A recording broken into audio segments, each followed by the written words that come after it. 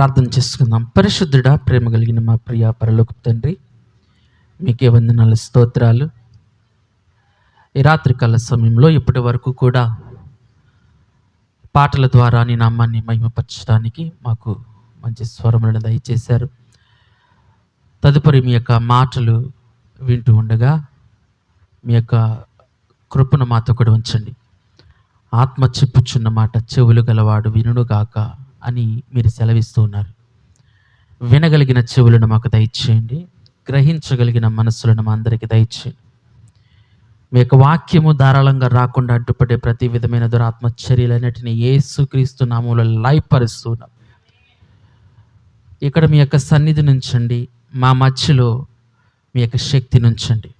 మేమందరము కలిసి నేను స్తుతించే వారముగా ఉండటానికి కృప దయచేసి మమ్మల్ని నడిపించమని, దీవించి ఆశీర్వదించమని మరి ఒక్కసారి మీ యొక్క పాద సన్నిధులు మేము ప్రార్థిస్తూ ఉండగా మా అందరిపైన మీ యొక్క ఆత్మ నుంచి సమాధానముగా మీ సన్నిధిలో మేమందరం కూడా ఉండటానికి సహాయం చేసి మమ్మల్ని నడిపించమని విశ్వాసములకు కర్తయు దాన్ని కొనసాగించువాడైన యేసుక్రీస్తు నామములో అడిగి వేడుకొంచు ప్రార్థిస్తున్నాము తండ్రి, ఆమేన్. ప్రైజ్ ది లార్డ్, హల్లెలూయా. దేవుని నామానికి మహిమ కలుగును గాక. కూడి వచ్చిన మీ అందరికీ కూడా మరి ఒక్కసారి ప్రభువైన యేసుక్రీస్తు నామములో నా యొక్క హృదయపూర్వకమైన వందనాలు. అందరికీ వందనాలండి. క్రైస్తవ జీవితం అనేది ఎప్పుడూ కూడా ఒకేలాగా ఉండదు. క్రైస్తవ జీవితం అనేది ప్రతిరోజు కూడా ఎదుగుతూ ఉండే లక్షణము. ఒకవేళ మారు మనసు పొందినప్పుడు మనం ఎలాగున్నామో అలాగే ఉండిపోతే గనక మనము ఆత్మీయంగా ఎదగట్లేదని అర్థం. ఒకసారి మేము మారు మనసు పొందిన మొదట్లో మా గురించి ఒక పెద్ద మీటింగ్ పెట్టిన తర్వాత ఒక ఆయనకి మా బంధువులకి మా నాన్న ఇలాగ ఫోన్ చేసి చెప్పాడు, దేవుడు గొప్ప కార్యం చేశాడు, మా జీవితంలో గొప్ప మేలు చేశాడు, అలాగే మీ జీవితంలో కూడా మేలు చేస్తాడు అని చెప్తే ఆయన ఏమన్నాడంటే, ఒక 10 సంవత్సరాలు ఉన్న తర్వాత చెప్పు ఆ విషయం అని అన్నాడు. ఒక 10 సంవత్సరాలు ఉన్న తర్వాత చెప్పు అని అన్నాడు. దాని అర్థం ఏంటి అంటే, నువ్వు దేంట్లోనూ నిలకడగా లేవు, దీంట్లో కూడా నువ్వు నిలకడగా ఉండగలుగుతావు నువ్వు అనుకుంటున్నావా? 10 సంవత్సరాలు నువ్వు ఉండగలిగితే చెప్పు అనే విషయాన్ని ఆయన మాట్లాడాడు. నిజంగా 10 సంవత్సరాలు అయిన తర్వాత మమ్మల్ని మేము పరీక్ష చేసుకున్నాము. నా కుటుంబాన్ని నేను పరీక్ష చేసుకుంటే మారు మనసు పొందినప్పుడు మేము ఎలాగున్నామో అలాగ లేము. దేవుడు అంచెలంచెలుగా భౌతికంగా కానీ ఆత్మీయంగా కానీ అన్ని విషయాల్లో కూడా మమ్మల్ని వృద్ధిపరుస్తూ వచ్చాడు. హల్లెలూయా, హల్లెలూయా. మధ్యలో అనేక రకాలైన శోధనలు, వేదనలు వచ్చినప్పటికీ మరలా నేను వెనక్కి తిరిగి చూచేటప్పుడు దేవుడు మాకు చూపించిన కృప ఎంత గొప్పది అని స్తుతించకుండా ఉండలేకపోయాను. నిజంగా 10 సంవత్సరాల తర్వాత అది నా జీవితానికి నేను ఎప్పుడు మర్చిపోలేనిది. అలాగే మన జీవితంలో కూడా క్రైస్తవ జీవితం అనేది ఒడిదుడుకులు ఎప్పుడూ కూడా వస్తూ ఉంటాయి. మన జీవితం అనేది ఎప్పుడు ఒకేలాగా ఉండదు. మీరు హాస్పిటల్కి వెళ్తే గనక అందులో ఈసీజీ అనే ఒక స్కానింగ్ తీస్తారు. దాంట్లో మన ప్రాణం ఎలాగుంటుందంటే కిందకి పైకి, పైకి కిందకి, పైకి కిందకి ఇలాగ కదులుతూ ఉంటుంది. ఒకవేళ ఆ ఈసీజీ కనుక లైన్గా వచ్చిందనుకోండి, చచ్చిపోయాడని అర్థం. ప్రాణం ఎప్పుడూ కూడా కదులుతూనే ఉంటుంది. అలా కదులుతూ ఉన్నారంటే కారణము మనం బతుకున్నామని అర్థం. అలాగే మన జీవితంలో కూడా ఎప్పుడు సుఖాలే రావు, ఎప్పుడు శ్రమలే రావు. శ్రమ తర్వాత ఆశీర్వాదం వస్తుంది, ఆశీర్వాదం తర్వాత శ్రమ వస్తుంది. ఇవన్నీ కూడా ఎప్పుడు మనకు సాధ్యమైనవే. ఇది యేసు ప్రభువే మనకు నియమించి ఉన్నాడు. మన తండ్రి అయిన దేవుడే మనకు అది నియమించి ఉన్నాడు. కాబట్టి ఆత్మీయంగా మనం ముందుకు వెళుతున్న కొలది మనం పరీక్షింపబడుతున్నామనే విషయాన్ని మనం జ్ఞాపకం చేసుకోవాలి. ఈరోజు ఒక వాక్యాన్ని మనం ధ్యానం చేద్దాము. ఈ యొక్క వాక్యం ద్వారా దేవుడు మనల్ని ఎందుకని ఒకే స్థితిలో ఉంచడు అనే విషయాన్ని కొన్ని విషయాలను మనం తెలుసుకోవడానికి ప్రయత్నం చేద్దాం. యోహాను సువార్త 12వ అధ్యాయము 24వ వాక్యం. చదువుకుందాం ఒకసారి. నేను చదువుతున్నాను, అందరూ జాగ్రత్తగా వినండి. గోధుమ గింజ భూమిలో పడి చావకుండిన ఎడల అది ఒంటిగానే యుండును, అది చచ్చిన ఎడల విస్తారముగా ఫలించును. తన ప్రాణమును ప్రేమించువాడు దానిని పోగొట్టుకొనును, ఈ లోకములో తన ప్రాణమును ద్వేషించువాడు నిత్య జీవము కొరకు దానిని కాపాడుకొనునని మీతో నిశ్చయముగా చెప్పుచున్నాను. ఈ యొక్క వాక్య భాగాన్ని మనం చదివినప్పుడు ఈ యొక్క వాక్యాన్ని ప్రభు ఎందుకు చెబుతున్నాడు అని అంటే, తన మరణాన్ని ఉద్దేశిస్తూ ఈ మాట చెప్తున్నాడు. గోధుమ గింజ భూమిలో పడిన తర్వాత అది చావకపోతే మొక్కయి ఫలించదు. అలాగే యేసు ప్రభు కూడా కొద్ది క్షణాల్లో ఈ వాక్యము చెప్పిన కొద్ది గంటల్లో ఆయన మరణించడానికి వెళ్ళబోతున్నాడు. ఆయన మరణించేది మరలా తిరిగి లేవడానికి, పునరుద్ధానము అనే ఫలాన్ని తాను పొందుకుని ఆ పునరుద్ధానము తర్వాత లోకానికంతటికి ఆశీర్వాదకరమైన జీవితాన్ని ఆయన ఇవ్వడానికి ఎదురు చూస్తూ ఉన్నాడు. కాబట్టి దీని ద్వారా మనం అర్థం చేసుకోవాల్సింది ఏమిటంటే, ఇది ప్రతి ఒక్కరి జీవితంలో కూడా జరిగే విషయం. ప్రతి క్రైస్తవుని యొక్క ఆత్మీయ జీవితంలో జరిగే విషయం. గోధుమ గింజని ఏర్పాటు చేసేది ఎవరు అంటే దేవుడే. అది ఎక్కడి నుంచి పుడుతుంది అని అంటే భూమిలో నుంచే పుడుతుంది. కానీ ఆ గోధుమ గింజ భూమిలో నాటబడితేనే, భూమిలోనికి పంపించబడితేనే అది ఫలించడానికి అవకాశం ఉంటుంది.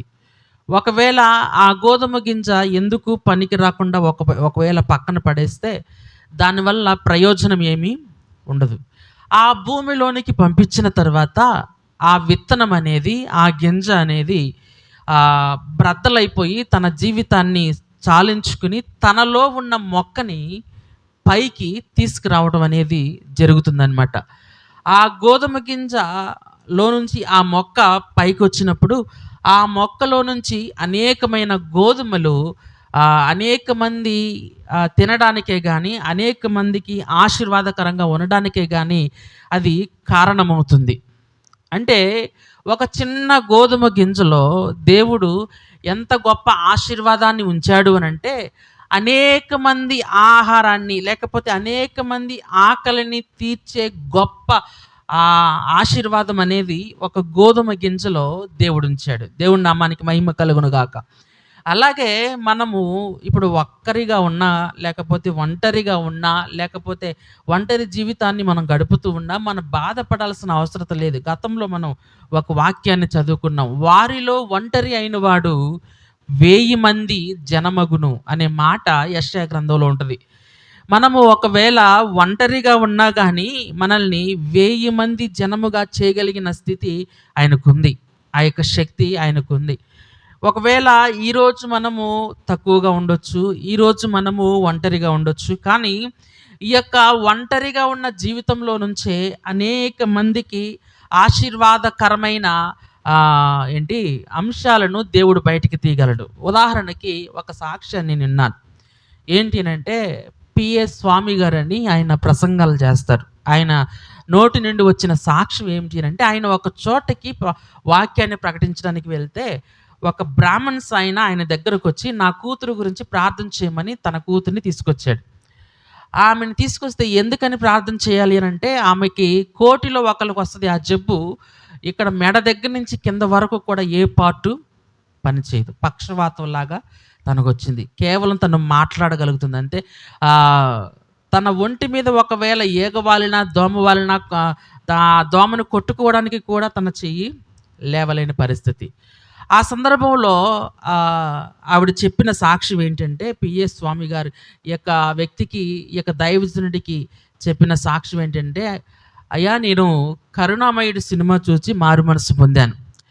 కరుణామయుడు సినిమా చూసి మారు మనసు పొందిన తర్వాత మా నాన్నగారికి బైబిల్ తీసుకురమ్మనంటే ఆయన నా కోసం బైబిల్ తీసుకొచ్చి బైబిల్ నా కోసమే ఆయన చదువుతూ ఉన్నాడు. కాబట్టి నాకు మారు మనసు వచ్చింది. అప్పుడప్పుడు కొన్ని సందేహాలు నాకు వస్తూ ఉంటాయి. దాని గురించి మీకు అడగాలని నేను అనుకుంటున్నాను అంటే, సరేనమ్మా తప్పకుండా అడగండి నేను చెప్తాను అని చెప్పేసి చెప్పిన తర్వాత, దేనికోసం ప్రార్థన చేయమంటావమ్మా అని అడిగితే, ఆవిడంటుంది మా నాన్న కోసం ప్రార్థన చేయమని అంటది. ఆవిడంటది మా అమ్మ కోసం ప్రార్థన చేయమని అడుగుతుంది. తన సహోదరుల కోసం ప్రార్థన చేయమని అడుగుతుంది. తన స్నేహితుల కోసం ప్రార్థన చేయమని అడుగుతుంది. ఎంతసేపు అడిగినా కానీ వారు వీరి గురించి ప్రార్థన చేయమని అడుగుతుంది కానీ, తన గురించి ప్రార్థన చేయమని ఒక్క మాట కూడా తను అనట్లేదు. చాలా ఆశ్చర్యం వేసింది. అమ్మా నేను నీ గురించి ప్రార్థన చేస్తానని చెప్పి తన గురించి ఆయన ప్రార్థన చేశాడు. అలాగా గడిచినది. తర్వాత 2-3 సంవత్సరాల తర్వాత మరలా అదే ప్రాంతానికి ఆయన వెళ్ళాడు. ఈ మధ్యలో ఆవిడ ఉత్తరాలు రాస్తూ ఉంది, సమాధానాలు చెబుతూ ఉన్నాడు. 1 సంవత్సరం 2 సంవత్సరాల తర్వాత ఆ ఉత్తరాలు ఆగిపోయాయి. ఆమె దగ్గర నుంచి వచ్చే ఆ ఉత్తరాలు ఆగిపోయాయి. బహుశా ఆమె ఏమైందో ఏంటో అనేది తనకి తెలియలేదు. అయితే మరలా 3 సంవత్సరాల తర్వాత అదే ప్రదేశానికి మరలా ఆయన వెళ్తే, పలానా అమ్మాయిని నేను కలుసుకోవాలి, ఆమె ఎక్కడుందని చెప్పేసి ఆమె ఇంటికి వెళ్ళాడు. వెళ్తే ఆమె ఇంటికి వెళ్తే ఆమె ఇంటి దగ్గర, ఆమె ఇల్లు చాలా పెద్దది. ఎదురుగా ఒక పెద్ద చిన్న షెడ్ వేస్తే, ఆ చిన్న షెడ్లో ఒక చిన్న కుర్చీలో ఆమెని కూర్చోబెట్టారు. అది చూచి చాలా చలించుకుపోయాడు. బహుశా ఈమె విశ్వాసంలో నుండి తప్పిపోయిందేమో, మనకు తెలియదు కదా. దేవుడు మరి ఏ విధంగా తలంచాడో మనకు తెలియదనే ఉద్దేశంతోనే దగ్గరకు వెళ్ళి అమ్మ ప్రైజ్ లార్డ్ అని చెప్పేసి పలకరిస్తే, ఆవిడ ఒకే ఒక మాట అన్నదంట, అయ్యా మీకు వందనాలు, దేవుడు చాలా గొప్పవాడు. ప్రైజ్ ది లార్డ్, హల్లెలూయా. ఆమె ఏమంటుందంటే దేవుడు చాలా గొప్పవాడని చెప్పే తన మాట చెప్తుంది తప్ప, దేవుడు నాకు అన్యాయం చేశాడనే మాట తన అనట్లేదు. ఇంకా తనకి పక్షవాతం నుంచి విడుదల కాలేదు. కానీ అయినా కానీ తనకి దేవుడు గొప్పవాడనే విషయాన్ని తను చెప్తుంది. ఎందుకని చెప్తున్నావమ్మా, ఏంటి విషయం అని అంటే, ఏం లేదండి, మీకు అనేకమైన ఉత్తరాలు రాసాము మేము మా నాన్నగారు ఉన్నప్పుడు. తర్వాత మా నాన్నగారు నన్ను చూచి బాగా ఏడుస్తూ ఉండేవారు. ఆ టైంలో నేను మా నాన్నగారి గురించి ప్రార్థన చేశాను. కొన్ని రోజుల తర్వాత ఆయన మారు మనసు పొందాడు. మారు మనసు పొందిన తర్వాత, మారు మనసు పొందిన 2 వారాలకి నాకు ఎలాగైతే పక్షవాతం వచ్చిందో తనకి కూడా పక్షవాతం వచ్చింది. ఎవరికి? వాళ్ళ నాన్నగారికి పక్షవాతం వచ్చింది. నేను ఎలాగైతే కుర్చీలో కూర్చున్నానో నా పక్కనే మా నాన్నగారిని కూడా కూర్చోబెట్టారు, మా నాన్నగారిని కూడా పడుకోబెట్టారు. అయితే మా నాన్నగారు నన్ను చూస్తూ రోజు ఏడ్చేవారు. ఏంటమ్మా మనకి పరిస్థితి అని చెప్పి రోజు ఏడుస్తూ ఉండేవారు. ఇక నేను ఆ ఏడుపు నేను చూడలేక దేవునికి ప్రార్థన చేశాను, ప్రభువా మా నాన్నగారిని త్వరగా తీసుకోమని చెప్పేసి ప్రార్థన చేస్తే, ఆ ప్రార్థన చేసిన 3 రోజులకి ఆయన మరణించాడు. ప్రైజ్ ది లార్డ్, హల్లెలూయా. అలా మరణించాడని చెప్పి ఆవిడ ఏమంటుందంటే, దేవుడు చాలా గొప్పవాడని. మా నాన్నగారు మారు మనసు పొందిన తర్వాత మరణించారు, ఇప్పుడు ఆయన పరలోకంలోనే ఉంటాడని సంతోషంతో ఆవిడ చెప్తుందంట. చాలా బాధ కలిగింది, చాలా కన్నీరు వస్తుంది దైవజనుడికి. అయినా కానీ తనతో మాట్లాడుతూ ఉన్నాడు. కానీ తన హృదయంలో కానీ ఆ యొక్క కుమార్తె యొక్క హృదయంలోనే కానీ ఆమె యొక్క ఆలోచనలోనే కానీ ఏమాత్రం కూడా బాధ అనేది ఆ దైవజనుడు చూడలేదు. అయితే తనేముందంటే, అన్నయ్య నా గురించి మీరు ప్రార్థన చేయండి, నేను చేసే పరిచర్య గురించి ప్రార్థన చేయండి అని చెప్పి ఆమె ఆయన్ని అడిగిందంట. ఏంటమ్మా నువ్వు చేసే పరిచర్య ఏంటి అని అంటే, ఏం లేదు, మా నాన్నగారు నా కోసం డబ్బులు దాచారు, ఆ బ్యాంకులో డబ్బులు దాస్తే దానికి వడ్డీ వస్తే ఆ వడ్డీని నేను ఎదురుగా ఉన్న రిక్షా వాడికి ఇస్తే వాడు నన్ను తన రిక్షా మీద వేసుకుని ఒక్కొక్కసారి గుడి దగ్గరికి, ఒక్కొక్కసారి కోర్టు దగ్గరికి, ఒక్కొక్కసారి రైల్వే స్టేషన్ దగ్గరికి, ఒక్కొక్కసారి వేరే వేరే ప్రదేశాల్లోకి వెళ్ళి దించుతాడు. అక్కడ కూర్చుని నేను యేసయ్య గొప్పవాడు, నేను పలానా వాళ్ళ అమ్మాయిని, నేను మారు మనసు పొందాను, దేవుడు నన్ను మార్చిన విధంగానే మిమ్మల్ని కూడా మారుస్తాడు అని చెప్పి సువార్త ప్రకటిస్తున్నాను అన్నయ్య, కాబట్టి నా కోసం మీరు ప్రార్థన చేయండి అని చెప్పేసి అడిగింది. హల్లెలూయా, హల్లెలూయా. ఆయనకి కన్నీళ్ళు ఆగలేదు. అలాగే తన గురించి ప్రార్థన చేశాడు. ప్రార్థన చేసిన తర్వాత ప్రార్థన చేసి తన దారిన తాను వెళ్ళిపోవడం జరిగింది. కొన్ని రోజుల తర్వాత, ఒక 2-3 సంవత్సరాల తర్వాత మరలా ఇదే దైవజనుడు వేరొక ప్రాంతానికి వెళ్తే, అక్కడ ఒక ఆయన ఈయనకు ముందు ఒక ఆయన సాక్ష్యం చెప్పాడు. ఏంటి ఆ సాక్ష్యం ఏంటంటే, నన్ను ఒక అమ్మాయి నన్ను రక్షించింది, నన్ను సువార్త ప్రకటించడం ద్వారా రక్షించింది. ఆమె ఎవరు అని అంటే, పలానా అమ్మాయి ఆమె పక్షవాతం వలన మెడకాయ దగ్గర నుంచి కూడా కిందకి పని చేయదు ఆవిడకి. ఆవిడ బ్రాహ్మణస్ అమ్మాయి, కానీ ఆవిడ మారు మనసు పొందింది. నాకు సువార్త ప్రకటించగా నేను మారాను, ఇప్పుడు నేను సేవకునయ్యాను అని చెప్పేసి తను చెప్పాడు. హల్లెలూయా, హల్లెలూయా. ఆ తర్వాత ఆ సాక్షి విన్న తర్వాత ఈ దైవజనుడు ఆ సాక్ష్యం చెప్పిన అతనితో అడిగాడు, ఇప్పుడు ఆ అమ్మాయి ఎలాగుంది అని. ఇప్పుడు అమ్మాయి ఎలాగా ఉంది అని అంటే, అమ్మాయి లేదు, 2-3 నెలల క్రితమే తను చనిపోయిందని చెప్పాడు. అయితే అలా చెప్పగానే మరి ఏంటి ఆమె పరిచర్య ఎలా జరిగిందంటే, ఆమె తన జీవితంలో చేసిన పరిచర్యను బట్టి 800 మందికి బాప్తిస్మం ఇచ్చిందంట. హల్లెలూయా, హల్లెలూయా. ఎంతమందికి? 800 మందికి తాను బాప్తిస్మం ఇచ్చింది. 22 మందిని సేవకులుగా తను తయారు చేసింది. ఎంతమందిని? 22 మందిని. చూడండి, తనకి కాళ్ళు చేతులు పనిచేయవు, తన శరీరం ఎంత మాత్రము కూడా పనిచేయదు, తన ఒక మొండెములాగా ఉంది, కేవలం తన తల మాత్రమే పనిచేస్తుంది. ఆ యొక్క మొండెముతో దేవుడు గొప్ప అద్భుతాలు చేశాడు. నేను ఎందుకని విషయం చెప్తున్నానంటే, మనము ఎందుకు పనికిరాని వారమని కొన్నిసార్లు మనకు అనిపిస్తుంది, కానీ ఎందుకు పనికిరాని వారి ద్వారాతోనే దేవుడు గొప్ప కార్యాలు చేయడానికి సిద్ధంగా ఉన్నాడు. దేవుడి నామానికి మహిమ కలుగును గాక.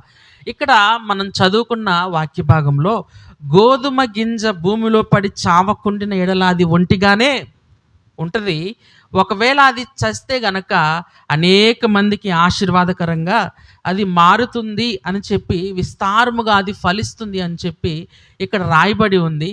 దానికి నిదర్శనంగా ఒక ఆయన గురించి మనం చదువుకుందాం. ఎప్పుడు మనము చదువుకునేదే అపోస్తుల కార్యము 2వ అధ్యాయము 40వ వచనం నుంచి ఒకసారి మనం చదువుకుందాం. ఇంకను అనేక విధములైన మాటలతో సాక్ష్యమిచ్చి, మీరు మూర్ఖులకు ఈ తరము వారికి వేరై రక్షణ పొందుడని వారిని హెచ్చరించెను. కాబట్టి అతని వాక్యమును అంగీకరించిన వారు బాప్తిస్మము పొందిరి. ఆ దినమందు ఇంచుమించు 3000 మంది చేర్చబడిరి. వీరు అపోస్తుల బోధయందును, సహవాసమందును, రొట్టె విరుచుట యందును, ప్రార్థన చేయుట యందును ఎడతెగకయుండిరి. హల్లెలూయా. ఇక్కడ పేతురు అనే ఒక భక్తుడు పరిశుద్ధాత్మను పొందుకున్న తర్వాత, ఆది అపోస్తులపై ఎప్పుడైతే పరిశుద్ధాత్మ వర్షము కురిసిందో, వెంటనే ఆయన పరిశుద్ధాత్మ చేత నింపబడిన వాడై ఆయన ఒక ప్రసంగాన్ని చేశాడు. పాత నిబంధనలో ఉన్న వచనాలన్నింటినీ తీసుకొచ్చి, దేవుడు యేసుని ప్రభువుగాను రక్షకుడిగాను నియమించాడు. ఆ యేసునే మీరు సిలువ వేశారు, మరణ వేదనలో ఆయనను బంధించుట అసాధ్యము గనుక ఆయన పునరుద్ధానుడై తిరిగి లేచాడు, అందుకు మేము సాక్షులము అని చెప్పి ఆయన నొక్కి వక్కానించి ఆ విషయాన్ని చెప్పిన తర్వాత, అక్కడున్న చాలామంది ఆయన అడిగారు, మేమేం చెయ్యాలి అని అంటే, వారితో ఈ మాట అంటున్నాడు, మూర్ఖులకు ఈ తరము వారికి మీరు వేరే జీవించండి, అప్పుడు మీరు పరిశుద్ధాత్మ అనే వరమును పొందుతారని చెప్పి ఇక్కడ రాయడం మనము చూస్తూ ఉన్నాం. ఇక్కడ ఆయన చెప్పడం మనము చూస్తూ ఉన్నాం. ఆ దినమున బాప్తిసం పొందిన వారు ఎంతమంది అండి? 3000 మంది బాప్తిసం పొందారు. గమనించండి, పేతురు గొప్ప ప్రసంగికుడేమి కాదు, పేతురు గొప్ప పరిచర్య ఏమి అంతకుముందు జరిగించలేదు, పేతురు ఒక పేరెన్నిక కలిగిన బోధకుడేమి కాదు, ధర్మశాస్త్రాన్ని అవపోసన పట్టిన వాడేమి కాదు. కానీ ఆయన చెప్పిన ఒకే ఒక్క ప్రసంగము, లేకపోతే 1 గంట సేపు మాట్లాడిన మాటలు 3000 మందిని ప్రభు దగ్గరకు తీసుకొచ్చాయనంటే, ఆయన ఎంత ప్రభావితమైన మాటలు చెప్పి ఉంటాడు, ఆయన ఎంత ప్రభావితమైన పరిచర్య జరిగించి ఉంటాడు, ఎంత ప్రభావితముగా, ఎంత పరిశుద్ధాత్మతో నింపబడిన వాడే ఆ మాటలు పలికాడు అనే విషయాలు ఒకసారి మనం ఆలోచించాలి. ఇది ఒక్కసారే జరిగిపోయిందా, లేకపోతే పేతురు జీవితంలో ఇది ఒక్కసారి ఎదిగిపోయాడా అనే విషయాన్ని మనం ఆలోచన చేస్తే కాదని చెప్పాలి. ఆయన 3.5 సంవత్సరాల పాటు యేసు ప్రభుతో ఉన్నప్పుడు ఆయన చాలా విషయాలలో ప్రభువుతో పాటు విభేదించిన సందర్భాలు ఉన్నాయి, చాలా విషయాలలో ప్రభువుని ఎదిరించిన సందర్భాలు ఉన్నాయి. ఒకసారి ప్రభు అంటాడు, ఇదిగో నేను పాపుల చేతికి అప్పగించబడుతున్నాను, అన్యుల చేతికి అప్పగింపబడుచున్నాను, నేను సిలువనెక్కి మరణించి మరలా 3వ దినమున తిరిగి లేస్తాను అని చెప్పేసి ఆయన అంటే, ఆయన పేతురు ఏం చేస్తాడంటే ఆయన చేయి పట్టుకుని నీకది సంభవించకుండునుగాక అని చెప్పి ఆయననే చూసి మాట్లాడతాడు. హల్లెలూయా. అప్పుడు ప్రభు అంటాడు, సాతానా, ఎందుకని నువ్వు దేవుని సంగతులను మనస్కరించలేకపోతున్నావు, మనుషుల సంగతిని మనస్కరిస్తున్నావు అని చెప్పి పేతురుని గద్దించడం మనం చూస్తాం. హల్లెలూయా. అంటే యేసు ప్రభు చెప్పిన విషయాన్ని అంగీకరించలేని పరిస్థితిలో పేతురున్నాడు. అనేక సందర్భాలలో యేసు ప్రభుతో పాటు ఉన్న శిష్యుల్లో ఎవరు మాట్లాడరు, కానీ పేతురే ఎందుకనో కానీ కొన్ని విషయాల్లో కొన్ని ప్రశ్నలు అడుగుతూ ఉంటాడు. ఒకసారి అంటాడు, నా సహోదరుని నేను ఎన్ని మార్లు క్షమించాలి? 7 మార్లు మట్టుగా, అంటే 7 సార్లు క్షమిస్తే సరిపోద్దా అనే విషయాన్ని ఆయన చెప్పడం మనం చూస్తూ ఉన్నాం, అడగటం మనం చూస్తూ ఉన్నాం. అందుకే ప్రభు అంటాడు 7 మార్ల మట్టుకు కాదు, 70 ఏళ్ల మారుల మట్టుకు, అంటే 70x7 అంటే 490 సార్లు నువ్వు క్షమించాలి, అంటే జీవితాంతము నువ్వు క్షమిస్తూనే ఉండాలి అనే మాటను ఆయన చెప్పడం మనం చూస్తూ ఉన్నాం. అంటే ఇక్కడ మనం అర్థం చేసుకోవాల్సింది ఏంటి అంటే, యేసు ప్రభు చెప్పిన వాక్యానికి కూడా ఆయన కొన్ని సరిహద్దులు గీసేశాడు. నువ్వు క్షమించమంటున్నావు కదా, నేను క్షమిస్తాను. ఎంతవరకు క్షమించాలి? 7 మార్లు మట్టుకు క్షమిస్తాను, అంతవరకు నేను వెళ్ళగలుగుతాను తప్ప అంతకు మించి నేను వెళ్ళలేను అనే విషయాన్ని పేతురు పరోక్షంగా ప్రభుతో పాటు చెబుతున్నట్లు మనం చూడగలం. నేను ఎందుకని ఈ విషయాన్ని చెప్తున్నానంటే, పేతురు యొక్క జీవితము మనందరి యొక్క క్రైస్తవ జీవితానికి సరిపోతుంది. ఎందుకనంటే పేతురు పరిశుద్ధాత్మ పొందిన వెంటనే ధైర్యముగా ఎలాగ ప్రకటించాడు అని అంటే, దానికి ముందు అనేక మార్లు ప్రభువుతో పాటు ఆయన కలుసుకుని, ప్రభువుతో పాటు ఆయన సహవాసంలో ముందుకు వెళ్ళి ఆయనలో ఉన్న లోపాలను అంగీకరించి దానిలో నుంచి విడిపించబడ్డాడు. కాబట్టి గొప్ప పరిచర్యను ఆయన చేయగలిగాడు. ఇంతకీ ఏమిటి ఆ లోపము, ఏమిటి ఆ విధానము అనే విషయాన్ని ఒకసారి మనం ధ్యానం చేద్దాం. యోహాను సువార్త 13వ అధ్యాయము 7వ వచనం నుంచి చదువుదాం. అందుకు యేసు, నేను చేయుచున్నది ఇప్పుడు నీకు తెలియదు కానీ ఇక మీదట తెలుసుకుందువని అతనితో చెప్పగా, పేతురు, నీవెన్నడను నా పాదములు కడుగరాదని ఆయనతో అనెను. అందుకు యేసు, నేను నిన్ను కడగని యెడల నాతో నీకు పాలు లేదనెను. హల్లెలూయా. ఇది యేసు ప్రభు శిష్యులను కాళ్ళు కడుగుతున్న సందర్భం. ఈ సందర్భంలో మీరు గమనిస్తే యేసు ప్రభు ఆయన కాళ్ళు కడుగుతూ వస్తున్నాడు. ఇంతకీ అందరికంటే ముందే పేతురు కాళ్ళు కడిగాడంటారా, లేకపోతే లాస్ట్లో కడిగాడంటారా మనకు తెలీదు. కానీ చరిత్రకారుల యొక్క అభిప్రాయం ప్రకారము యేసు ప్రభు యొక్క ఒక ప్రక్కన యోహాను ఉంటే ఇంకొక ప్రక్కన యోధా ఉండేవాడు. యోహాను రొమ్మును ఆనుకొని ఉండే శిష్యుడు, తనకి అత్యంత ప్రియుడు, తనకు సహోదరుడు కూడా. అందుకని తను ఒక పక్కన ఉండేవాడు, ఇంకొక పక్కన యోధా ఉండేవాడు. కారణం ఏంటంటే ఆయన క్యాషియర్గా ఉండేవాడు, డబ్బు సంచి ఆయన దగ్గర ఉండేది కాబట్టి ఆయన ఒక పక్కన ఉండేవాడు. కాబట్టి యేసు ప్రభు సాధారణంగా ముందుగా ఎవరి కాళ్ళు కడిగాడు అని అంటే, యోధా కాళ్ళు కడిగాడా లేకపోతే యోహాను కాళ్ళు కడిగాడా? యోహాను కాళ్ళు కడిగితే గనక పేతురుని ముందుగా టచ్ చేస్తాడు. ఒకవేళ యోధా కాళ్ళు కడిగితే గనక పేతురు లాస్ట్లోకి వస్తాడు. ఎందుకంటే యోహాను తర్వాత వేరే అతను ఉంటే యాకోబు ఉంటే, యాకోబు తర్వాత పేతురు ఉంటాడు. హల్లెలూయా. కాబట్టి ఎలాగ కడిగినా కానీ పేతురుని మధ్యలోనే కాళ్ళు కడిగినట్లుగా మనం చూడగలం. అయితే అందరి కాళ్ళు కడుగుతూ ఉంటే తన దగ్గరకు వచ్చేటప్పటికి పేతురు ఏమంటున్నాడంటే, నా కాళ్ళు కూడా కడుగుతావా అని అంటాడు. అంటే నేను చేసేది ఇప్పుడు నీకు తెలియదు, తర్వాత నీకు తెలుస్తుంది అని అంటాడు ప్రభు.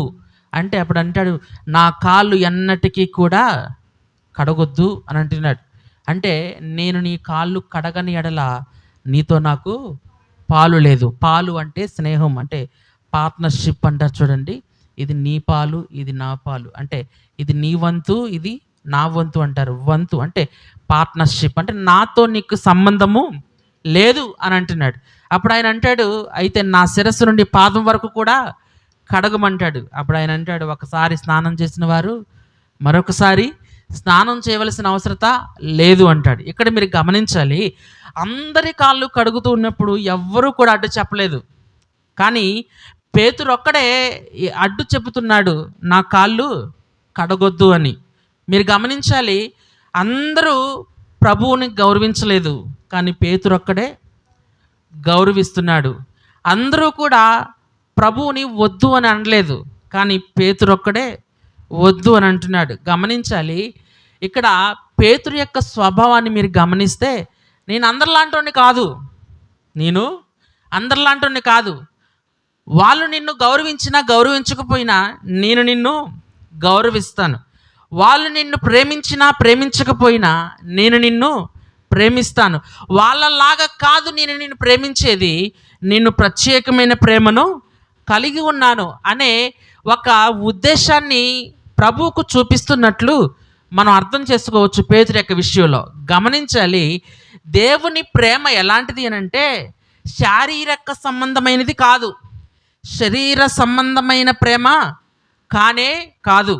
ఒక్కసారి గమనించండి, చాలాసార్లు మనం ఆ యొక్క వాక్యాన్ని చదువుకున్నాం. ఆయన హృదయం అనే ద్వారము దగ్గర నిలవబడి తట్టుచున్నాను, ఎవడైతే నా స్వరము విని తలుపు తీయునో వాడితో నేను సహవాసం చేస్తానని అన్నాడు. గమనించాలి, ఆయన స్వరము విని తలుపు తీస్తేనే ఆయన లోపలికి వస్తాడు, అంతేగాని ఆయన బద్దలు కొట్టుకుని రాడు.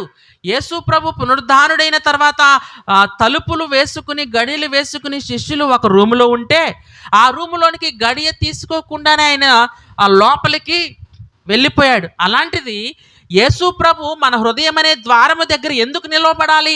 మన లోపలికి బలవంతంగా ఎందుకు రాడు? రాకూడదా ఆయన? రాలేడా ఆయన? మన హృదయంలో నివసించలేడా ఆయన? ఖచ్చితంగా నివసిస్తాడు. కానీ ఆయన యొక్క ప్రేమ ఏముంటుంది అంటే మనల్ని గౌరవిస్తుంది. హల్లెలూయా. మనము చెడ్డవారమే అయినా, మంచివారమే అయినా, చిన్నవారమే అయినా, పెద్దవారమే అయినా, మనము పిలవనిదే ఆయన రాడు. అది ఆయన నిస్సహాయత కాదు, నీ మాటకి అంత గౌరవిస్తున్నాడు ఆయన. హల్లెలూయా. నీ యొక్క అభిప్రాయానికి అంత గౌరవిస్తున్నాడు ఆయన, నీ యొక్క ఆలోచనకి అంత గౌరవిస్తున్నాడు ఆయన. యేసు ప్రభు ఎప్పుడూ కూడా దేవుని ప్రేమను చూపించడానికి ప్రయత్నం చేశాడు.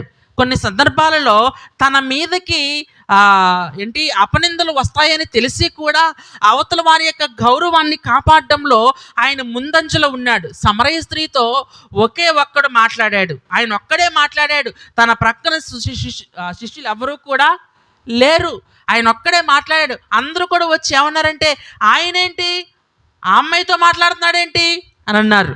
ఎందుకనంటే ఆమె ఒక వేశ్యతో మాట్లాడుతున్నాడేంటి అని ఒక అనుమానపు రీతిలో యేసయ్య మీదే నింద వేసే రీతిలో శిష్యులు మాట్లాడుకున్నారు. అయినా కానీ వారి గురించి కాదు, ఈమె మారాలి అని అంటే ఈమెతో నేను మాట్లాడాలి అని ఆయన నిశ్చయించుకున్నాడు. హల్లెలూయా. ఒక వ్యక్తి గురించి ఆయన ఎంతగా తగ్గించుకుంటాడు అని అంటే సిలువని ఎక్కి ఆయన వస్త్రాలు లేకుండా చనిపోవడానికి కూడా ఆయన సిద్ధమే. హల్లెలూయా. గమనించండి, ప్రపంచం అంతా కూడా పరిశుద్ధులే ఉండి నేనొక్కనే పాపి అని అనుకోండి, నేనొక్కనే పాపం చేసిన అనుకోండి, అందరూ కూడా పరిశుద్ధులే ప్రపంచం అంతటా, నేనొక్కనే పాపంలో ఉన్నాను, నన్ను విడిపించడానికి యేసయ్య వస్తాడా రాడా? నన్ను విడిపించడానికి యేసయ్య వస్తాడా రాడా? నన్ను విడిపించడానికి యేసయ్య సిలువ మీదకి ఎక్కి ప్రాణాన్ని ఇస్తాడా లేదా? ఖచ్చితంగా ఇస్తాడు. ఆయనకి ఒక్కడు కూడా అవసరమే, 100 మంది కూడా అవసరమే. ఒక్కడున్నా సరే ఆయన పరిచర్య చేస్తాడు, 100 మంది ఉన్నా సరే ఆయన పరిచర్య చేస్తాడు, 1000 మంది ఉన్నా సరే పరిచర్య చేస్తాడు, కోట్ల మంది ఉన్నా సరే పరిచర్య చేస్తాడు. ఆయనకి అవసరమైంది ఎవరు అని అంటే మనుషులు. హల్లెలూయా. దేవుని యొక్క ఆత్మ కలిగిన వారు, దేవుడు పెట్టిన దీపము కలిగిన వారు, దేవుని యొక్క స్వరూపంలో చేయబడిన మనుషులు ఆయనకు కావాలి. ఇక్కడ పేతురు మీరు గమనించినట్లయితే ప్రభు యొక్క ఉద్దేశాన్ని ఎరగక, ప్రభు యొక్క హృదయాన్ని ఎరగక ఆయన చేసే పరిచర్యని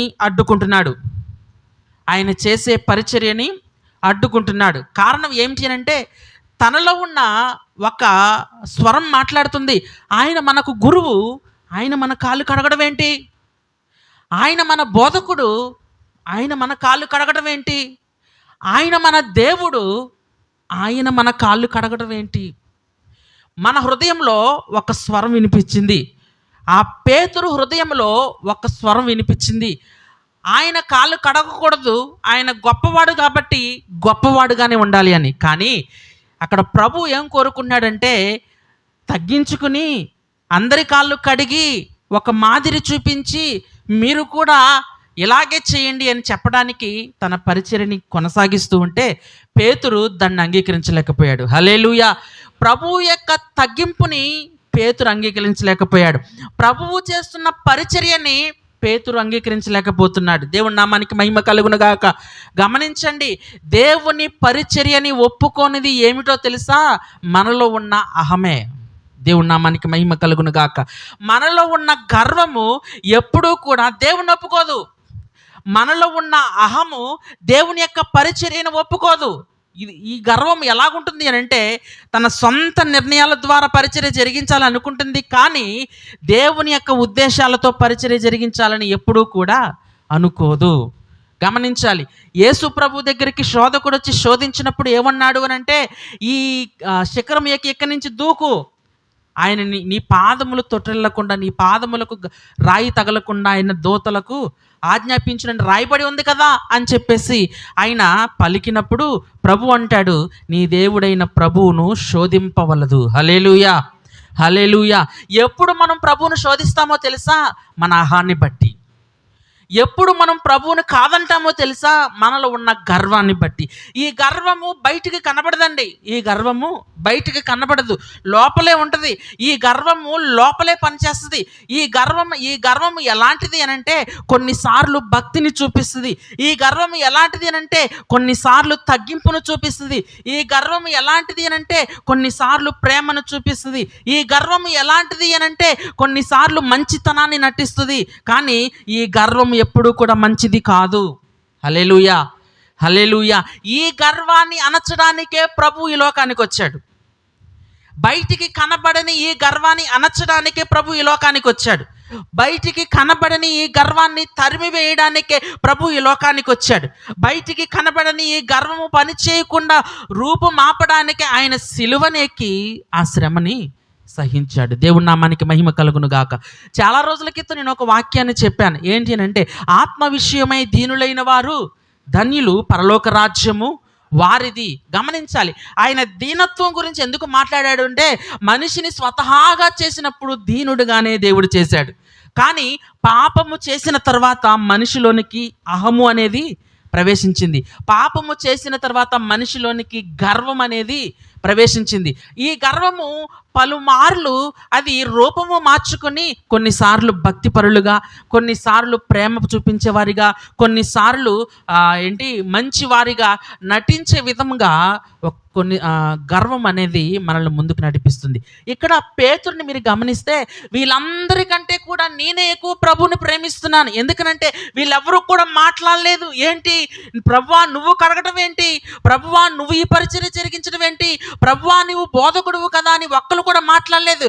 ఈ టైంలో కనుక నేను మాట్లాడితే ప్రభు యొక్క మనల్ని నేను పొందుకోవచ్చు అనే ఒక నటనారూపమైన ప్రేమని పేతురు ఇక్కడ చూపించాడు. హల్లెలూయా, హల్లెలూయా. అందుకే ఆయన అన్నాడు, ఒకవేళ నేను నిన్ను కడగని ఎడల నీతో నాకు పాలు లేదు, నీతో నాకు సంబంధము లేదు, నువ్వెవరవో తెలియదు, నువ్వెవరో నాకు తెలియదని చెప్పేసి అంటున్నాడు. గమనించాలి, యేసు ప్రభు ఎప్పుడూ కూడా ఏ ఉద్దేశంతో మాట్లాడతాడు అని అంటే, మన గర్వాన్ని అణచడానికే మాట్లాడతాడు. దేవుని నామానికి మహిమ కలుగును గాక. కొన్ని సందర్భాలలో ఈ యొక్క గర్వం ఎలాగుంటుంది అని అంటే, ఎలా పనిచేస్తుందంటే, నేను ఎందుకు పనికి రాని వాడిని, నేను చచ్చిపోతాను అనే స్థితికి తీసుకెళ్తుంది. గమనించండి, యెజబెలు ఒక మాట అందని చెప్పేసి, యెజబెలు ఒక మాట తనని చంపేస్తానని అన్నదని చెప్పేసి ఆయన ఏమైపోయాడంటే దూరంగా వెళ్ళిపోయి ఒక బదరీ వృక్షం క్రింద కూర్చుని ఆయన ప్రార్థన చేస్తున్నాడు. అయ్యా, నేను ఇక ఎంతటి వాడినో, పితరుల కంటే నేను ఎక్కువ వాడిని కాదు, నన్ను కూడా నా ప్రాణం కూడా తీసేసుకో అని చెప్పేసి ఏలియా ప్రార్థిస్తున్నాడు. ఎందుకనేనంటే, యెజబెలు ఎలాగో చంపేస్తుంది, దానికంటే ముందే నా ప్రాణాన్ని నువ్వు తీసేసుకో అనే మాటని ఆయన చెప్తున్నాడు. ఎందుకని ఏలియాలోకి అది వచ్చిందో తెలుసా? అతనిలో కూడా గర్వం పనిచేసింది. ఈ గర్వము ఒకానొక సమయంలో మనల్ని గర్విష్ఠులుగా తీసుకెళ్తే, ఈ గర్వము కొన్నిసార్లు మనల్ని ఎక్కడికి తీసుకెళ్తుందంటే ఎందుకు పనికిరాని నిరాశ స్థితిలోనికి తీసుకుని వెళ్ళిపోతుంది. స్థిరంగా ఉంచదు ఈ గర్వం ఎప్పుడు కూడా. స్థిరత్వంలోనికి నడిపించేది ఇప్పుడు ఎప్పుడు కూడా ఈ గర్వం. ఈ యొక్క బాటిల్ ఉంది కదా, ఈ యొక్క బాటిల్ కొంచెం ఇక్కడ వరకు ఖాళీ అయింది అనుకోండి, మిగతాదంతా నీళ్ళు ఉంది. మూత మూసి ఇలా తిరిగి ఇలా తిప్పితే గనక ఖాళీ ప్రదేశం పైకి వస్తుందా, కిందకు వస్తుందా? ఎందుకని పైకి వస్తుంది? అది ఖాళీగా ఉంది కాబట్టి. Praise the lord. Hallelujah, hallelujah. ఎందుకని ఈ విషయాన్ని చెప్పానంటే, దేవుడు మనల్ని సృష్టించినప్పుడు నిండుగా సృష్టించాడు. కానీ పాపము చేసిన తర్వాత ఆ ఖాళీ లోపలికి వచ్చేసింది. అది ఎప్పుడూ కూడా పైగా అవుతుంది. మీరు ఎలా తిప్పండి, మీరు ఎలా తిప్పండి, మీరు ఎలా పెట్టండి, పైనే తిరిగిద్ది అది. ఆ ఖాళీ ప్రదేశం, ఆ ఖాళీ బుడగనేది ఎప్పుడు కూడా పైనే తిరుగుతుంది. మనకు ముందొచ్చే ఆలోచన దేనిలోంచి వస్తుందో తెలుసా? గర్వంలోంచి వస్తుంది. హల్లెలూయా. మనకు ముందొచ్చే ఆలోచన కానీ, మనకు ముందొచ్చే నిర్ణయమే కానీ ఎక్కడి నుంచి వస్తుందంటే గర్వంలో నుంచే వస్తుంది. ఏలియా కూడా అదే యొక్క ఆలోచన ఎక్కడి నుంచి వచ్చిందంటే గర్వంలో నుంచి వచ్చింది. ఇక నేను ఎందుకు చచ్చిపోతాను, ఇక నేను ప్రభు నా ప్రాణమును తీసేసుకో. ఇది గర్వంలోంచి వచ్చింది. దేవుడి నామానికి మహిమ కలుగును గాక. ఇక్కడ పేతురు కూడా ఏమంటున్నాడంటే, ప్రభువా నువ్వు ఈ పని చేయడానికి వీల్లేదు, నువ్వు నా కాళ్ళు కడగడానికి వీల్లేదు. ఒకవేళ కడగాలి అని అనుకుంటే గనక నా శరీరం అంతా కూడా కడిగేయి అని అంటున్నాడు. అంటే ఒకటి ప్రభువు చేసే పరిచర్యను వద్దంటున్నాడు, లేదా తనకు నచ్చినట్టుగా చేయమంటున్నాడు. తనకు నచ్చినట్టుగా చేయమన్నట్టు. అంటే ఈ గర్వం ఎలాంటిదంటే, ఒకటి ప్రభు పరిచర్యని కాదంటది, లేదా దానికంటే ఇంకెక్కువ చేయమంటది. దానికంటే ఇంకెక్కువ చేయమంటది. చూడండి, మనము ఉపవాసం ఉన్న దినాలలో, లేకపోతే ఒక రోజు, 2 రోజులు, 3 రోజులు, వారం రోజులు ఉపవాసం ఉన్న దినాలలో మనకి ఎలాగుంటుంది అంటే చాలా దేవునికి దగ్గరగా జీవిస్తాము. దేవుని యొక్క నడిపింపుతో మనం నడుస్తాము. దేవుని యొక్క ఆలోచనతో మనం నడుస్తూ ఉంటాం కాబట్టి చాలా సంతోషంగా ఉంటాం. ఎప్పుడైతే ఉపవాసాన్ని ముగించి లోకంలో కొంచెం తిరుగుతామో, వెంటనే మనలోనికి పాపం ప్రవేశించి మరలా ఉపవాసము ఉండలేని పరిస్థితిలోనికి మనం వెళ్ళిపోతూ ఉంటాం. అప్పుడు మనలో ఉన్న మన మనసు ఏమంటుందంటే, మనము అలాంటి ఉపవాసాలు ఉండలేము. ఇదిగో మోషే ఉన్నాడు చూడండి, ఆ ఉపవాసాలు మనం ఉండలేము. లేకపోతే యేసు ప్రభు ఉన్నాడు చూసారండి, ఆ ఉపవాసాలు మనము ఉండలేము. లేకపోతే ఏలియా ఉన్నాడు చూడండి, ఆ ఉపవాసాలు మనం ఉండలేము.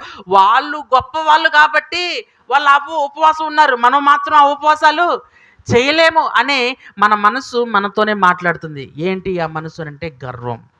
మనలో ఉన్న ఆ గర్వమే మనల్ని వెనక్కి లాగుతూ ఉంటుంది, మనల్ని వెనక్కి త్రోసుకుని వెళ్తూ ఉంటుంది. అది మనం గమనించాల్సిన సందర్భం. పేతురు యొక్క జీవితాన్ని మనం ఆలోచన చేసినప్పుడు ఆయన తన హృదయంలో ఉన్న గర్వాన్ని తను గుర్తించలేకపోయాడు. కానీ ఆ యొక్క గర్వం యొక్క సంగతి ఆ ప్రభువుకు బాగా తెలుసు కాబట్టి ఆ యొక్క పేతురుతో ఆ మాట అంటున్నాడు, నేను చేసేది ఇప్పుడు నీకు తెలియదు, కానీ ఆ తరువాత నీవు తెలుసుకుంటావు అని చెప్పేసి ఆయన మాట్లాడడం మనం చూస్తూ ఉన్నాం. ఒకసారి ఇదే 13వ అధ్యాయము 36వ వచనం నుంచి కూడా చదువుదాం. 36వ వచనం నుంచి. సీమోను పేతురు, ప్రభువా నీవెక్కడికి వెళ్ళుచున్నావని ఆయనను అడుగగా, యేసు, నేను వెళ్ళుచున్న చోటికి నీవిప్పుడు నా వెంట రాలేవు, కానీ తర్వాత వచ్చేదివని అతనితో చెప్పాను. అందుకు పేతురు, ప్రభువా నేనెందుకు ఇప్పుడు నీ వెంట రాలేను, నీ కొరకు నా ప్రాణము పెట్టుదునని ఆయనతో చెప్పగా, యేసు, నా కొరకు నీ ప్రాణము పెట్టుదువా?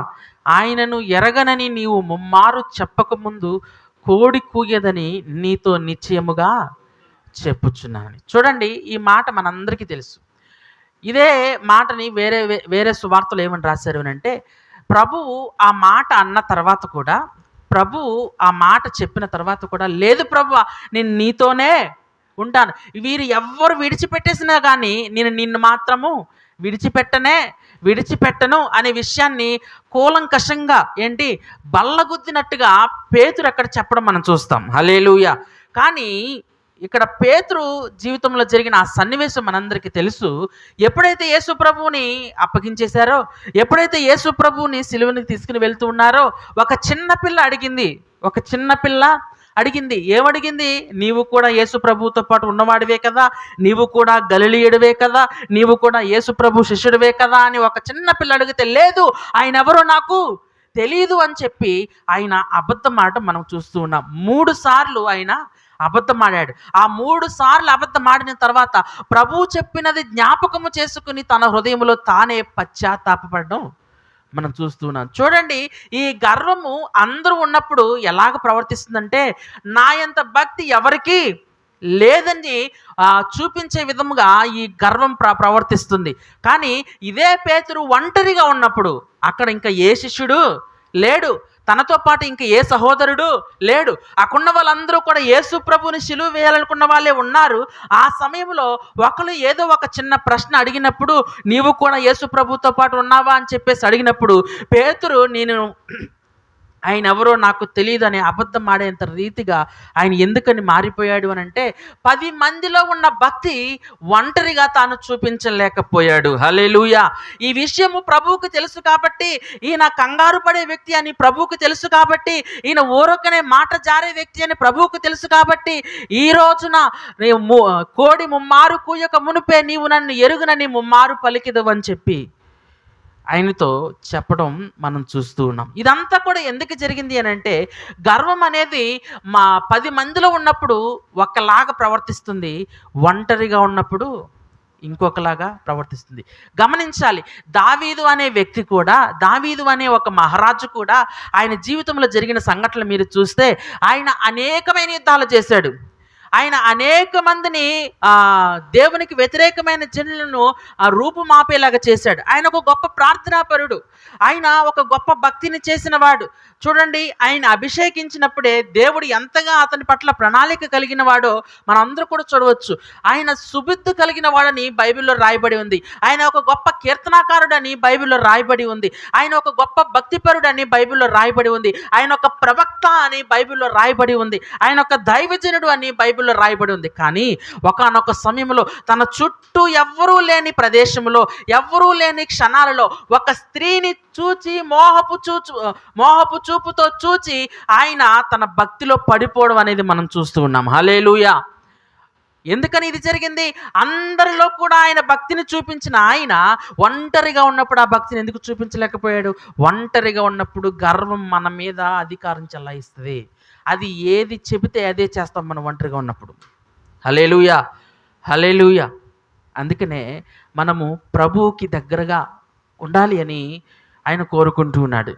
ఇక్కడ పేతురు కూడా అందరి ముందు నేను నిన్ను ప్రేమిస్తున్నాను, లేకపోతే నేను నీతో పాటే ఉంటాను, అందరూ నిన్ను విడిచిపెట్టినా కానీ నేను నిన్ను విడిచిపెట్టను అని ప్రగల్భాలు పలికినవాడు ఒంటరిగా ఉన్నప్పుడు తను తప్పిపోయాడు. కారణం ఏంటంటే తన హృదయంలో ఉన్న గర్వం. ఈ గర్వం ఎప్పుడూ కూడా మనల్ని తగ్గించుకునే స్థితికి ఎప్పుడూ కూడా తీసుకెళ్ళదు, మనల్ని హెచ్చించే స్థితికే తీసుకెళ్తుంది. కొన్ని సందర్భాల్లో మనము చేసిన ప్రార్థనలు బట్టి, జవాబు వచ్చిన విధానాన్ని బట్టి, చూసావా నేను ప్రార్థన చేశాను కాబట్టి ఇదంతా కూడా జరిగింది అని అనుకునే సందర్భాలు వస్తాయి. ఒక దైవజనుడు ఉన్నాడు. ఆ దైవజనుడు ఒకప్పుడు బాగా అద్భుత కార్యాలు చేశాడు, బాగా గొప్ప గొప్ప కార్యాలు చేశాడు. ఎలాంటి కార్యాలు చేశాడు అని అంటే, ఆయన ప్రార్థన చేస్తే ఎయిడ్స్ రోగం కూడా తగ్గిపోయింది. ఎయిడ్స్ రోగం కూడా తగ్గిపోయింది. వాళ్ళు రిపోర్ట్లు తీసుకొచ్చి చూపించి సాక్ష్యాలు చెప్పిన సందర్భాలు ఉన్నాయి. ఆయన మాటికి ఏమంటాడు అని అంటే, వీళ్ళు చాలామంది దగ్గరికి వెళ్ళారు కానీ అది తగ్గలేదు, నా దగ్గరకు వచ్చిన తర్వాత, ఎవరి దగ్గరకు వచ్చిన తర్వాత? నా దగ్గరకు వచ్చిన తర్వాత దేవుడు ఈమెను స్వస్థపరిచాడు, నా దగ్గరకు వచ్చిన తర్వాత దేవుడు ఈమెను ముట్టాడు, నా దగ్గరకు వచ్చిన తర్వాత దేవుడి అద్భుత కార్యం జరిగించాడు, నా దగ్గరకు వచ్చిన తర్వాత అని ఆయనలో గర్వం పెరిగిపోయింది. గర్వం ఎప్పుడూ కూడా ఆ గర్వపు మాటలే చూపిస్తూ ఉండేవాడు. ఇప్పుడు అంతగా పరిచయలో ఆయన యొక్క గొప్పతనం అనేది ఎక్కడో కూడా వినిపించే స్థితిలో లేదు. హల్లెలూయా. ఎందుకని విషయాన్ని చెప్తున్నాను అని అంటే, మనం సాధించిన విజయాలను బట్టి కూడా ఈ గర్వం ఏం చేస్తుందంటే, చూసావా, మనం ప్రార్థన చేశాం కాబట్టి. ఈ గర్వం ఎప్పుడూ కూడా ఆత్మీయుల్లో ఉంటూనే ఉంటుంది. ఇది బయట వాళ్ళు మాత్రమే కాదు, ఆత్మీయుల్లో కూడా ఈ యొక్క గర్వము ఉంటూనే ఉంటుంది. అందుకనే ఈ యొక్క గర్వాన్ని ఎప్పటికప్పుడే మనం అణుచుకోవాలి అని దేవుని యొక్క వాక్యం ద్వారా ఇప్పుడు మనం తెలుసుకోవడం అనేది జరుగుతుంది. హల్లెలూయా. అయితే ఈ యొక్క పేతురులో కూడా అటువంటి గర్వము ఉంది కాబట్టే యేసు ప్రభు చెప్పిన మాటని కూడా లక్ష్యము చేయలేని పరిస్థితి. మనం ముందు చదువుకున్న వాక్యం యొక్క అర్థము, గోధుమ గింజ భూమిలో పడి చావకుండిన ఎడల అది ఒంటిగానే ఉంటుంది. ఒకవేళ అది చనిపోయిన యెడల అది విస్తారముగా ఫలించును అని చెప్పేసి, ఏమిటి చచ్చిపోవలసింది అంటే మన హృదయములో ఉన్న గర్వము చచ్చిపోవాలి. మన హృదయంలో ఉన్న ఆ యొక్క అహంకారము చచ్చిపోవాలి. దేవుని యొక్క సన్నిధి మన హృదయంలో ఉన్నప్పుడు, దేవుని యొక్క వాక్యము మన హృదయంలో ఉన్నప్పుడు, ఆ యొక్క వాక్యానికిను గర్వానికి మధ్యలో భయంకరమైన పోరాటం జరుగుతుంది. ఆ పోరాటం జరుగుతూ ఉన్నప్పుడే మనలో శ్రమల్లోనికి మనం నడుస్తూ ఉంటాం. ఆ పోరాటము జరుగుతూ ఉన్నప్పుడే మనము ఈ లోకములో అనేకమైన ఇబ్బందుల్లోనికి మనం వెళ్ళిపోతూ ఉంటాం. అనేకమైన అవమానాలు మనకు జరుగుతూ ఉంటాయి. అనేకమైన నిందలు మన మీదకు వస్తూ ఉంటాయి. అనేక రకాలుగా మనము కుమిలి కుమిలి ఏడుస్తే సందర్భాలు కూడా రావచ్చు కొన్ని సందర్భాలలో. ఇవన్నీ జరిగినప్పుడు ఒక విషయం మనం అర్థం చేసుకోవాలి. ఆయన మన గర్వాన్ని చంపుతున్నాడు. ఆయన మన గర్వాన్ని చంపుతున్నాడు. హెబ్రీయులకు రాసిన పత్రిక 4వ అధ్యాయము, హెబ్రీయులకు రాసిన పత్రిక 4వ అధ్యాయము 12వ వాక్యాన్ని చదువుదాం.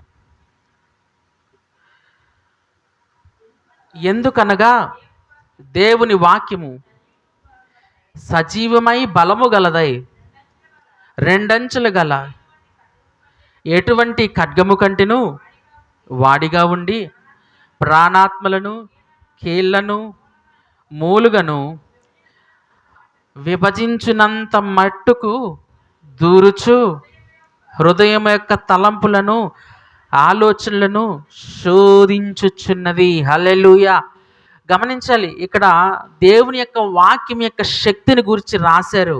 దేవుని యొక్క వాక్యం యొక్క శక్తి ఎటువంటిది అని అంటే, అది రెండంచులు గల వాడగలిగిన ఖడ్గమై అది ఏం చేస్తుందంట, ప్రాణాత్మలను కీళ్లను మూలుగులను విభజించినంత మట్టుకు అది లోపలికి దూరుతుందంట, లోపలికి ప్రవేశిస్తుంది. గమనించాలి, మన హృదయంలో లేకపోతే మన గర్భంలో ఏదైనా కంటి ఏర్పడింది అనుకోండి, దాన్ని డాక్టర్లు ఆపరేషన్ చేసి వేరు చేస్తారు. అదేవిధంగా ఏదైనా మన కిడ్నీలో రాళ్ళే కానీ, లేకపోతే ఇంకా వేరే వేరే సందర్భాల్లో మెదడులో ఏదైనా ఏర్పడితే, ఇలాంటివి చాలా విషయాలు ఉంటాయి కదా, వాటన్నిటినీ డాక్టర్లు చాలా శ్రద్ధగా దాన్ని వేరు చేసి ఆపరేషన్ అనేది జరిగిస్తారు. కానీ ఇక్కడ దేవుని యొక్క వాక్యం అనే ఖడ్గము ద్వారా దేవుడు చేసే ఆపరేషన్ ఎలాంటిది అంటే, మనము మన ప్రాణానికి మన ఆత్మకి పట్టిన ప్రతి విధమైన పాపపు ఆలోచనలన్నిటినీ కూడా విడదీసేంతగా ఆ యొక్క వాక్యము లోపలికి వెళ్తుంది అని ఈ యొక్క వాక్యం ద్వారా మనం తెలుసుకోవచ్చు. ఈ యొక్క వాక్యాన్ని మనం ధ్యానం చేసినప్పుడు అది మన గర్వాన్ని ప్రతిరోజు కూడా అణిచివేస్తుంది. ప్రతిరోజు కూడా ఆ గర్వంతో పోరాడుతూ ఒకరోజు అది పూర్తిగా మరణించే స్థితిలోనికి ఆ యొక్క వాక్యం అనేది తీసుకుని వెళ్ళడానికి ప్రయత్నం చేస్తుంది. అది ఎప్పుడు జరుగుతుంది అని అంటే, మనము దేవుని యొక్క వాక్యానుసారంగా జీవించడానికి సిద్ధపడినప్పుడు, దేవుని యొక్క వాక్యానుసారంగా జీవించడానికి మనల్ని మనము సిద్ధపరచుకున్నప్పుడు, ఆ విధంగా జీవించడానికి మనం నిర్ణయం తీసుకుంటే దేవుడు మన పక్షాన యుద్ధం చేయడానికి సిద్ధంగా ఉన్నాడు. మనం చాలాసార్లు చదువుకున్నాం. అపోస్తులైన పౌలు రాస్తాడు, దేవునిలో మనం బలంగా ఉండాలి అంటే ఆయన యొక్క సర్వాంగ కవచమును మనం ధరించుకోవాలి. అందులో చివరి యొక్క ఆయుధం ఏమిటి అని అంటే, దేవుని వాక్యమనే ఆత్మఖడ్గం. దేవుని వాక్యమనే ఆత్మఖడ్గం. గమనించాలి, ఈ యొక్క వాక్యాన్ని ఆత్మ చెప్పుచున్నట్టుగానే మనం వినాలి, ఆత్మ చెప్పుచున్నట్టుగానే మనం నేర్చుకోవాలి. మనుషులు చెప్పినట్టు కాదు, మనుషులు వివరించేటట్టుగా కాదు. మనుషులు అనేక రకాలైన తలంపులను చెప్పవచ్చు, వాటన్నిటినీ మనం వినాలి. కానీ పరిశుద్ధాత్ముడు చెప్పిందే నమ్మాలి. హల్లెలూయా, హల్లెలూయా. నేను ఎందుకని విషయాన్ని చెప్తున్నాను అని అంటే, ఈ రోజున దేవుని యొక్క వాక్యాన్ని వక్రీకరించే వాళ్ళు చాలామంది ఉన్నారు. దేవుని యొక్క వాక్యాన్ని అర్థం చేసుకోకుండా తప్పుడు బోధలు చేసేవారు చాలామంది ఉన్నారు. దేవుని యొక్క వాక్యానికి వ్యతిరేకమైన విధానాలు చేసేవాళ్ళు చాలామంది ఉన్నారు. దేవుని యొక్క వాక్యానికి వ్యతిరేకమైన ఉద్దేశాలు తయారు చేసి సంఘాలనే కానీ, లేకపోతే దైవజనులే కానీ, లేకపోతే ఇంకా అనేక రకాలైన క్రైస్తవులనే కానీ గలిబిలి చేసి సంఘాలని నాశనం చేసేవాళ్ళు చాలామంది ఉన్నారు. అది పరిశుద్ధాత్ముడు చెప్పేదాన్ని మనం తెలుసుకోకపోతే మన సొంత ఉద్దేశాలని మనం కలిగి ఉంటాం. మనలో ఉన్న గర్వం ఎలాంటిది అంటే వాక్యాన్ని కూడా వక్రీకరించి మనకు చూపిస్తుంది.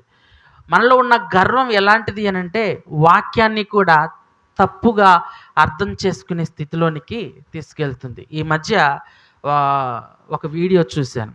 ఆయన ఏమంటున్నాడు అంటే క్రైస్తవులకి బాప్తిసం అవసరం లేదంట. క్రైస్తవులకి బాప్తిసం అవసరం లేదంట. అది కేవలం యూదులకు మాత్రమే, అన్యులకు కాదు, మనకి కాదు అని చెప్పి ఆయన చెప్పాడు. ఎంత బాగా చెప్పాడో!